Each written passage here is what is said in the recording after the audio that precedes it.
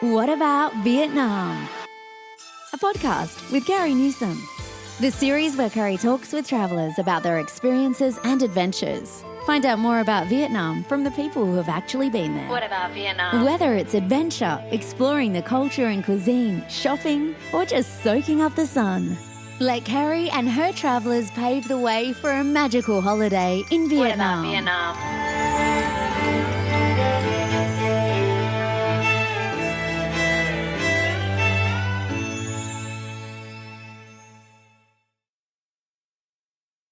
Xin chào and welcome to What About Vietnam. Today I'm talking with Thomas Levine, photographer. He lives in Vietnam and he has done a lot of photography in the country. A little bit about Thomas. He currently lives in Hoi An. He's from the USA. He's lived in a lot of places, Omaha, Phoenix, San Francisco and Tampa. He has a bachelor degree in sociology, minors in business and psychology. He describes himself as a self-trained photographer, but he also trained under master photographers and learnt some skills, obviously, in portraiture, architecture, National Geographic photographing, and working for a New York advertising agency. He does a lot of commercial work, so that obviously gives him some, status in the kind of quality of work that he produces, and he has an amazing portfolio on his website, that fantastic photography that you can plug into after the show. He's got extensive experience photographing people, and that's a skill in itself. But he also does other things, for annual reports and advertising, still life, cars, food, jewellery, furniture, you name it. He enjoys photography for many reasons, both personal and professionally. And he's just a lovely guy that can, I think, help us, well, certainly help me, in understanding some of the elements of photography when we're travelling. Because we want to get the best shots, don't we? We want to capture the moment. We may come back at another time, another date, another year or whatever, but you're never going to get that moment back again.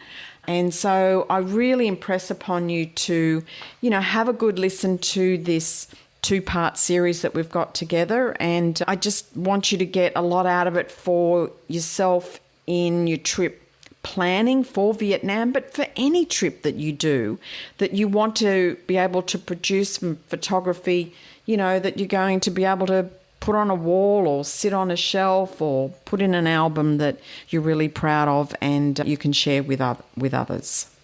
Let's face it, you don't want to get home or get back to your hotel, or you finish the tour and it's all over, and you look at your photos and you go, oh, I really wish I'd taken more time and a little bit more care.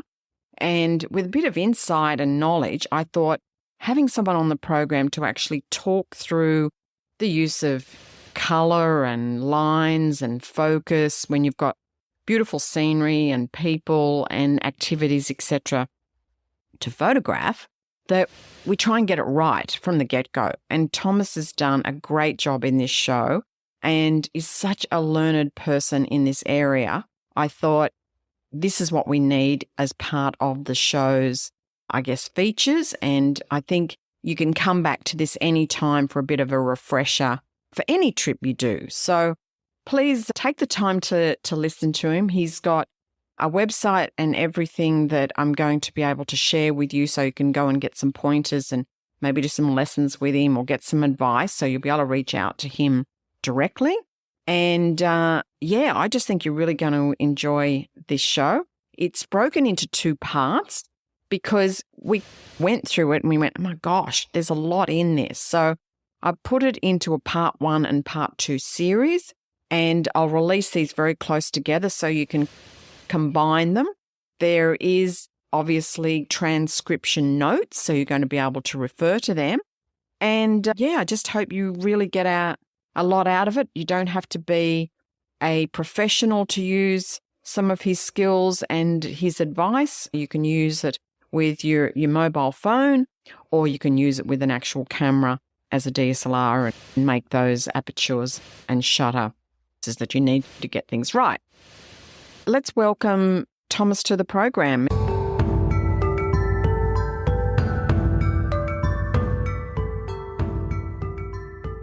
Thomas, welcome to the What About Vietnam podcast. Thank you. Very glad to have you on. Thank you very much for inviting me to be on, Gary.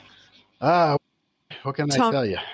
Well, you're going to be telling me a lot about a subject I only know a very small bit about, and that's photography. But I'm going to do it in a way, hopefully with your permission, that we hone in on how we can improve our photography skills relative to Vietnam. Okay. So it's going to be sort of Vietnam specific, if that's okay. Yeah, I mean, some of it's general because it applies to just a camera operation, and the rest of it, I'll try to make it for Vietnam. Okay. Sure. Okay. All right. Firstly, my first question to you would be, tell us a little bit about why Vietnam has captured you through the lens of your camera. Because it's beautiful, and it's a different culture. When I travel, I've been quite a few places in Southeast Asia, and they're all different. Every country's different. You'd think it's about the same, but it's not. The cultures are very different. The terrain's different. And Vietnam is just absolutely gorgeous. And some of the places I've gone to, I need to go to more places in the north because that's supposed to be where it's actually really gorgeous. But it's interesting everywhere you go. And people are very kind here, the Vietnamese. And the tourists, too. The tourists are having fun here. But it's the terrain. I'm a nature photographer. That's how I started. And the nature here is incredible. Everything is green. You get a lot of rain, which is another issue, too. But it's not really an issue because, when you come here, you're traveling and you have to take pictures, period. You don't have to, but a lot of people do. And if it's raining, you can still take pictures and they come out different. And that's good because the rain makes saturation. You get a lot of color saturation. It just looks different than other people's pictures. And that's what you want in the first place. Absolutely. So now, I'm going to ping you in the sense of I'm going to start with technique because I think for all of us, getting our technique right, and as you say, you can take this technique wherever you go around the world.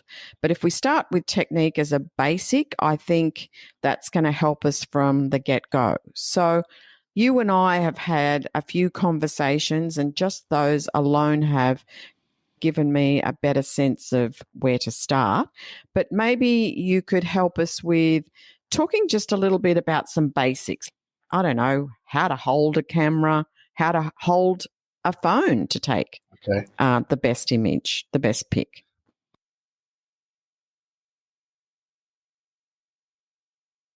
the thing is that a lot of people, they get home and they look at their pictures, or you look at your pictures on your phone. Sometimes it's hard to really see into it. But when you get home and you put them on your computer, it's not sharp. I guess I didn't do a good job of focusing it, but it's not always focus. It's a lot. That's when it comes down to technique, because when you're taking that picture, your camera needs to be stable, and sometimes they have stabilizers in it, but they only work so much.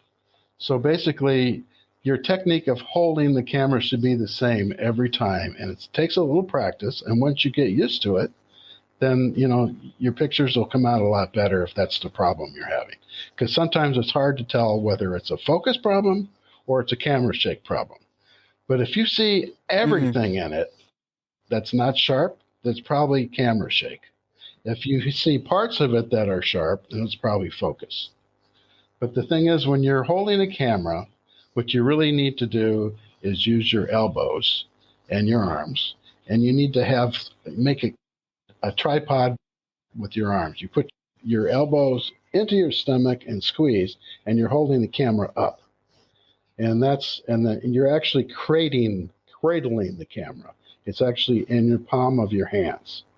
And then you bring it to your face, and basically you're like a tripod. And when you press that shutter, this is critical. When you press, you have to be still. And what I do is I hold my breath. I practice it first too, but I hold my breath when I press the shutter. And if you're hiking along and you're taking a picture after picture and you're starting to hold your breath, sometimes you need to take a break because you can't catch your breath. I love it. Yeah, because you could be out of breath, but for the wrong reasons. Yeah. So you probably need every air breath. Yeah. But I like that because when you breathe, you move. Yeah. Your chest and your abdomen, etc., moves as you breathe. So if you hold your breath, that makes a lot of sense in being absolutely still. And I agree with you in the little bit of photography skills and lessons I've had. That was one of the first things that they highlighted, whether it was your phone or whether it's a camera, is finding a way to become really still. And as you say, creating yourself as a tripod. Right.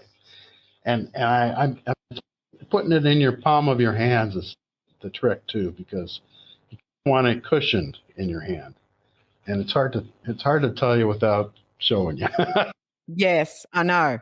This is where audio is a little bit tricky for people in the sense you can't put your hand up and actually do a demonstration. But we will have some on the website with some examples of, holding the camera. So we'll definitely put those in. Okay.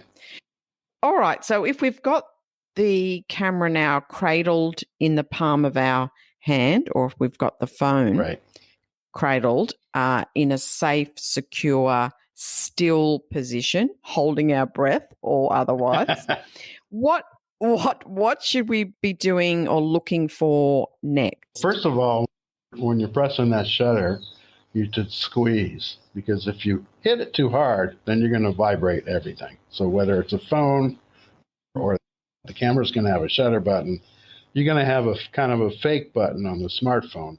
And you just have to understand and try it out and see how much of a touch it takes for that shutter to release. Because you just don't want to touch it too much. Because as soon as you start pressing in, you're going to vibrate the whole thing. So you just be able to touch it, but touch it firm enough that it'll take the picture. I like that. I like that. I think that's something we need to be more conscious of. Yeah, and you just practice it. If you practice it, when you're starting the trip, you're like, and then you'll go somewhere else, and then you'll take the picture wrong, and then you'll kick yourself and say, okay, I did this wrong. Then you start doing it more, and it gets to be a habit, because that's really what you want. You want to how to hold your camera, and pressing the shutter should be something that you don't even have to think about eventually. You just do it right. Okay, so it's just practice. But that's the whole thing. The other thing about sharp pictures is you have to be able to focus it, right? So if it's the camera, then you a lot of times it's automatic focus. So there's one point that you want to focus at, and that point is going to be the sharpest in your frame, okay?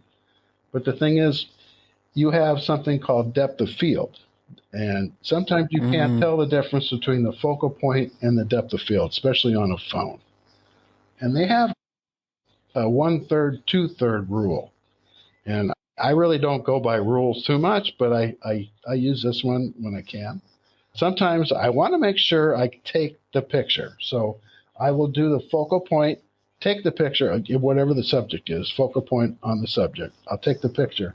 And then I will do something with the depth of field. So if it belongs, and it's part of the aperture. The aperture is it's the round, it closes and opens depending on the setting. Okay. And it's like your eye. If you look at something, and if you close your eye and squint, you can see the front and the back is even more in focus than just it was before. Squinting is what that aperture is doing. So when it closes down, which is a higher number, then you have more depth of field. So you can have the 1/3, 2/3 rule. If you have enough of your aperture closed enough, and you don't always need to close it all the way, but if you close it, then you could set it so that the 1/3 focused like 1/3 into the frame. So if you're like a landscape and 1/3, that's where you focus. And then after that, the 2/3 all the way to infinity should be in depth of field. Doesn't mean it's going to be as sharp as a focal point because there's only one focal point. But you want enough aperture closed down so you get the whole thing in focus. Okay? And I think for lay people like myself who are listening to try and get their heads around that, it is really about making whatever you want to focus on, whether it's a person or a particular flower or some item or whatever. The subject. It is the focal point, right. Exactly, but the rest is quite blurred behind it. Exactly as you describe about squinting, etc. So maybe you don't want. And you can achieve this on your phone as well, can't you? Yeah, and actually there's an app I think that you can actually select your shutter speed and your aperture. It depends on the phone, but there are several apps that do that. Another thing too that people don't realize is light.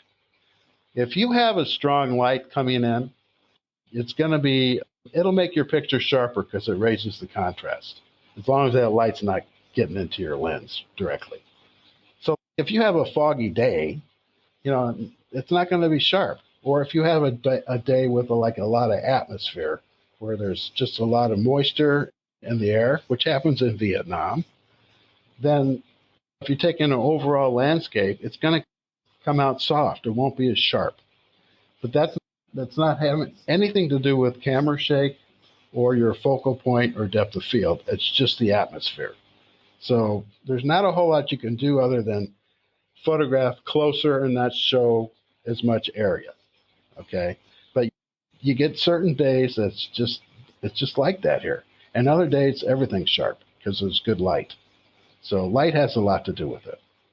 And I hate to add this point about lighting, but in my experience, and correct me if I'm wrong, with lighting, there's a little bit of an education to take into consideration about lighting, in the sense that doesn't mean in the middle of the day necessarily, because in my opinion, it's not a kind light. No. To people. No. And so you can be absolutely drop dead gorgeous, but in the wrong light, you can look 100 years old. I think, can you speak a little bit more to just that lighting perspective? Of course, when you travel, a lot of times you don't have a choice on lighting, okay, because you're traveling all day. So the morning and the late afternoon are the best lights because it's coming from the side.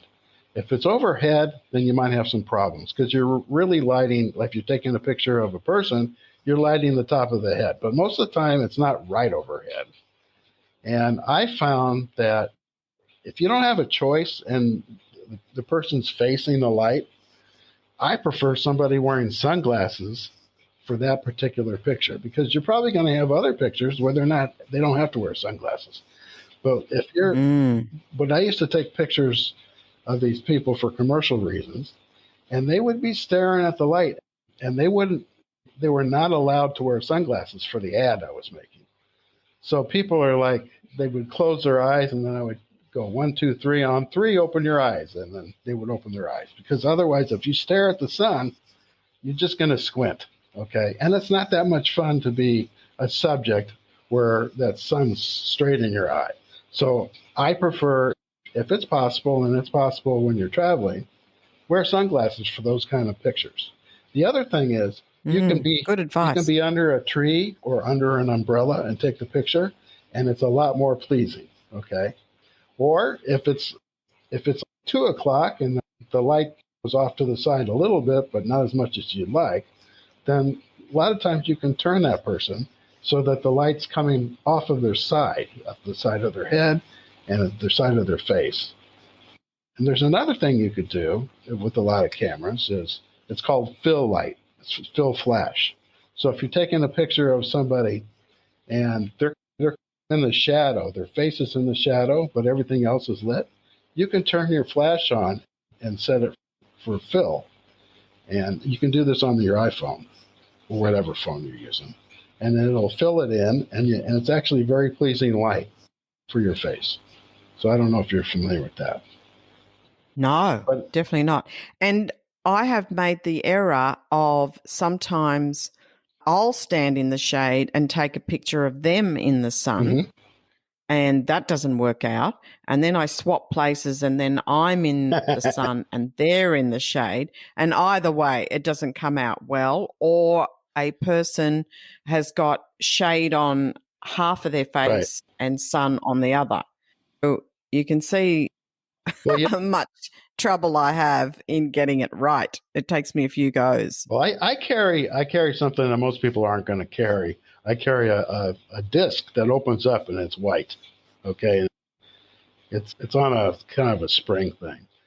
But I've also done it this way, where if somebody it's too bright on one side and it's too dark on the other, and I see somebody wearing a white shirt, sometimes if they're not going to be in the picture, if I could get them close enough, that white, the sun will bounce off that person's white shirt and fill the other part of your face in.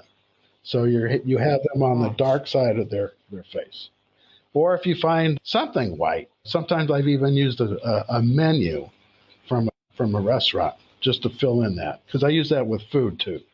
Because you really, it's too much of a distraction if you're really bright on one side and it's too dark on the other. It just doesn't look right. No. And if you want to print that, then that's not going to print right either.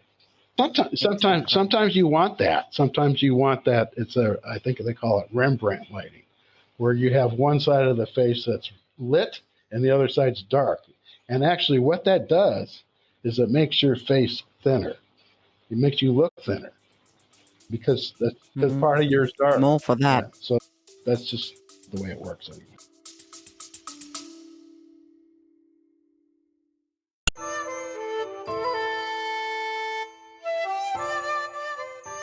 You may see at the beginning of the show notes in the podcast channel that you're listening from some words that say text me a message. It's a great idea. Don't get me wrong. I love hearing from you. And whether that's your thoughts on the episodes, some questions, messages of appreciation, I just love the feedback. It's really great. However, I feel it remiss of me to not thank you for them, but to not be able to respond directly to you. So if you have sent me a question, and I've got lots, and you haven't heard from me, there's a really good reason why. I actually don't have the ability in the technology to respond to you. They kind of expect that you would or I would answer the questions in the form of a show. And there's just kind of too many, and I just think it's just too personal not to do it that way. So I wanted to alert you to the fact that if you do send me a message through that connection option, I'm not going to be able to respond to you directly. So if you do have a question, and it is time sensitive, or you want to send me any kind of message, can I suggest the following two ways? One, send me an email to whataboutvietnam@gmail.com. That is the email address that I have the most constant access to, and I will aim to get back to you ASAP. Secondly, if you go to the website for the podcast, which is whataboutvietnam.com, if you scroll right to the bottom, there is a chance for you to leave a voice message. Now, in that voice message, I can respond to you equally with a response in voice. So if you want a quick response, that's your next best way. But I just wanted to get this into the show, make you aware of this, as it really is becoming problematic. And I've just got too many, and I can't kind of go naming people and answering each question. It's just that's just a little bit silly. So if you have sent me a text message before and you're waiting on a message back as a response, I'm so sorry. I cannot do that. But if you want to send the question again, I'd be more than happy to answer.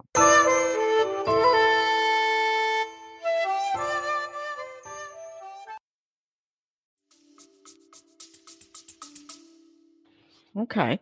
So is this kind of the part where we're talking about lines and curves and kind of the psychology of that aspect of it, or still in just general technique? Well, I'll talk about leading lines, and line is one of the elements in art. There's a leading line, like a sidewalk, and you want to take a picture of a mountain in the background, and to get there, you're going down a trail or a sidewalk. So when you take your camera, that line will take somebody's eye all the way up into the mountain. So that's what you want. You want to lead the viewer to where you want them to see, okay? So that's the leading line. And if you have a curve, and it curves around this way and it curves around that way, it makes it more interesting. It's not as boring. And if you think about curves, they're nice because if you think about it, it's a design. Like Apple designed a lot of curves and earphones, that kind of stuff. It's a design. But also, it's a lazy kind of thing when you see a curve. It just emits some sort of feeling. And that's what you want to do when you take a picture. You want to get some sort of emotion. So that's how you can use line and curve. Line will just, even if it goes into a curve, your eye will follow that. And it'll take you right into the picture and maybe right to the subject if possible. Okay? Because you really need to find out or figure out what is your subject. Because that's where you're going to focus. That's where you want the line to lead, that kind of thing. If that makes it clear, I don't know. Yeah, in a way, Vietnam is renowned for having lots of places, and we're going to talk a little bit about some of those places later, but where you've got steps up to a peak, you've got trails, you've got ravines through limestone caves and things like that. I found myself inside caves or coming into caves, or I found myself walking a path and thinking, gosh, how could I kind of get this path visually in a pic to be able to express to people just the length of it, the relativity to its background. I'm thinking about all these kinds of things so that I can display the picture in such a way that it gives it a really good representation and perspective so people can go, oh, wow, kind of like I'm going, oh, wow, in the moment. Can you speak a little bit about how to line that up, I guess? Sometimes I get quite low on the ground and try and take it so that it's shooting up and I get a longer view. But I'm open to ideas. That's why we're talking to you, Thomas. A lot of it depends on the lens you use, too. If you use a really wide lens, then everything's smaller, except in the foreground or on the sides. But basically, everything's smaller. And so if you have a leading line that you want to take people up, it doesn't always work if it's so small that you could hardly see that line farther down the picture. And another thing, too, is if you have a foreground that's really boring, it's like open area, it's kind of flat, then if you get up higher, that area is actually going to be larger in the picture. If you get low, then it flattens that part out and you notice more in the background, which is what you want. Yes. So you have to experiment, but people don't talk about that for some reason. At least I haven't seen it. But it really depends. That's what happens when you get lower or higher. And sometimes you want it boring in the beginning. It just depends on what you want. But you should be aware of what it does so that way you can make a choice of I want to get low, I want to get high. And also when you get low, you are showing more detail in the foreground. And maybe that's what you want. Because if there's I've taken pictures of rice fields and I get low a lot of times because I want to show the rice coming up out of the ground. And then you can see on the top of the rice the rest of the landscape. And if it's a sunset or just a mountain or whatever, vegetation. So it really depends, but that's how I handle that. It's just being aware of your choices, okay? And again, you're traveling. Some people want to take a picture and not worry about it, but if you think about it for a second, you can usually improve that picture. And another thing is, when you're taking pictures of people, the easiest thing to do is put that person right smack in the middle of the frame. But that's not always the best thing. So, Correct. A lot of times the person will go on the front of the picture and you take a picture and then you go somewhere else to do the same thing over and over. And it gets boring. So I always like to have the model like you were talking about, where sometimes they turn and you see their back and you're taking a picture over their shoulder. And what that does is it gives you more depth, because we're missing that. The camera is one eye and we have two, but we're missing depth when you only have two dimensions. So if you put something farther in your foreground and then you're taking a picture of a landscape of something farther away, your subject is not the person. It's whatever is in that frame farther down. But that person gives you that feeling of depth. And you also get that with lighting, because if it's coming from the side, you have a lighting that will give you more contrast, and you'll have a dark area and a light area, and that gives you depth as well. So that helps compensate for only having one eye, because that's all the camera's got. I have this theory about travel photography in the sense that you never are going to go back to that place and have that moment again. So as far as getting it right or getting the best possible picture that you can, Right. It's quite a meaningful thing, don't you think? It is, but believe it or not, some people do go back. So But you're never going to go back and get that exact time. No. Because you're not going to be the same. The environment's not going to be the same. Right. That moment is the moment. To go back a year later or whatever, and I've done the same. And sometimes I've gone back because I didn't get it right the first time. So I want to go back and spend more time to really do it justice, I think is the purpose, my main purpose anyway, because I feel like I've walked away and then I've looked at the photos back on my computer and gone, damn, I really should have taken different angles, different lighting, et cetera, et cetera.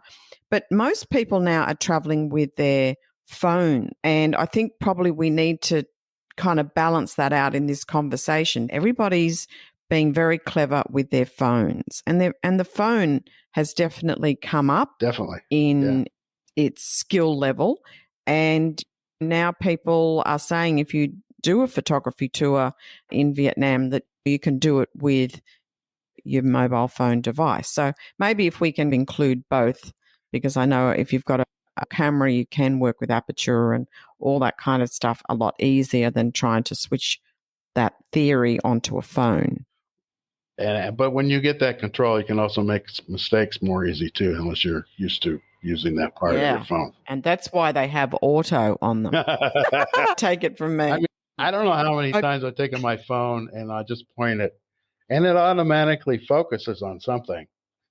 You can pick what it's going to, you touch it and that's where it's supposed to focus. But if you don't do that, it chooses itself. And some people just do that. They just point the phone and click. They take the picture. And I don't know if this is true or not, but I think there's probably more people with phones traveling than there are with cameras. Correct. You know, that's my guess. Absolutely. That's why I said it's about 8 out of 10 people are traveling and taking photography with their phones. 2 out of 10 are taking good cameras with good lenses and taking a very artful approach to it. A good segue into talking about the art element of photography. Can you talk to us a little bit about that? And I know it's something close to your heart. So talk to us a little bit about the art fullness and the emotion and the psychology side of taking photos?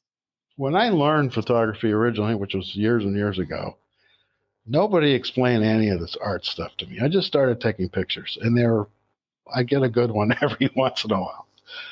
But then I just learned by looking and critiquing and having other people look at, why do you have this in there? Why do you have that in there? And you learn that way. But learning the art, Sure. later on, I learned the art side of it. And it makes it where you understand a lot more. And a lot of it's psychology, like especially with colors. Colors have meaning, okay? And they also work together or they work against each other. And if you find red a lot, I use the red a lot, but I don't use it in the way of everything's red or most of it's red or anything like that.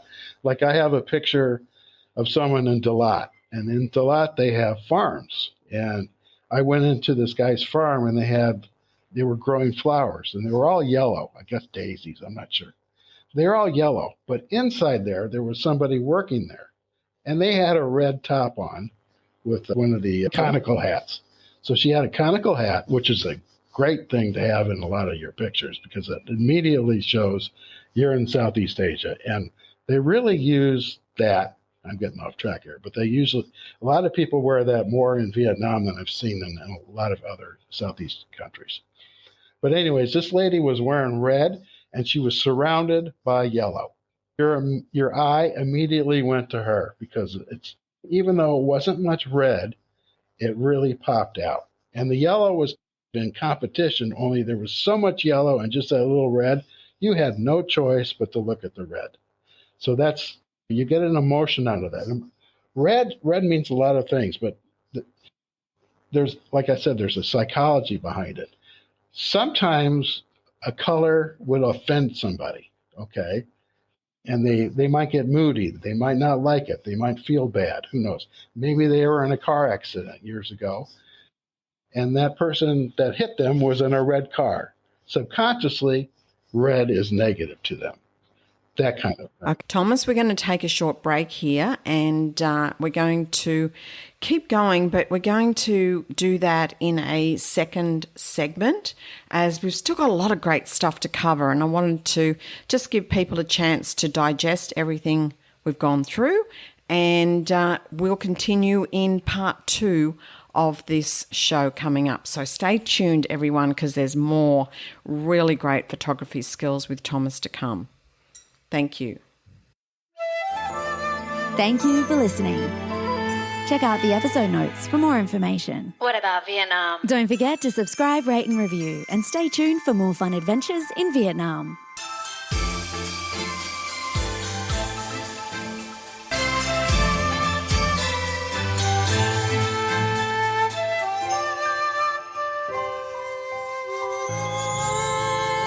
What about Vietnam?